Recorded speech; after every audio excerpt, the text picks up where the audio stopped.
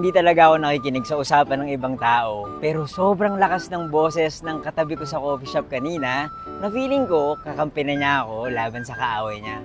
Story time! Tahimik naman yung cafe na pinuntahan ko hanggang sa dumating yung isang customer na galit na galit. Kausap niya yung friend niya, tapos galit na galit siya dun sa isa niyang kaopisina na sobrang bibo. Lagi raw niya kasing bino-volunteer yung team nila sa mga activities ng office nila kahit hindi naman yung scope ng work.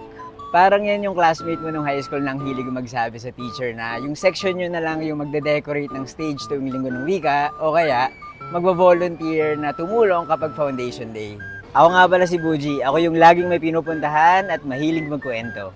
Nag-no na raw siya dati, pero nasabihan pa siyang KJ. Itong ka-office mate niya kasi mahilig mag-volunteer sa mga cooking fest, sa mga sports fest, o kaya sa mga film viewing. Plano atang maging barangay captain dun sa opisina nila. Sabi nga, sana nag-HR na lang siya. Okay naman sana kung siya lang, pero di nadama yung buong team eh. Sabi pa niya, ang daming energy. Meral ko, ang lakas talaga ng boses niya. At ramdam na ramdam ko yung galit niya. At ngayon, naiinis na rin ako dun sa ka-work niya.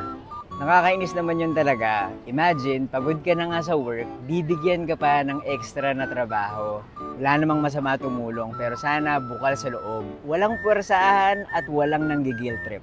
Tatawagan daw niya yung ka-office niya para sabihin na hindi niya gagawin yung bagong pinapagawa. Pero hindi ko na alam kung anong nangyari kasi umalis na ako dun sa cafe. Kailangan ko na kasing umuwi eh. Ang wish ko na lang, sana maging okay yung customer na yon. Sana hindi na siya magalit. Kayo, kung kayo yung nasa kalagayan niya, ano yung gagawin niyo?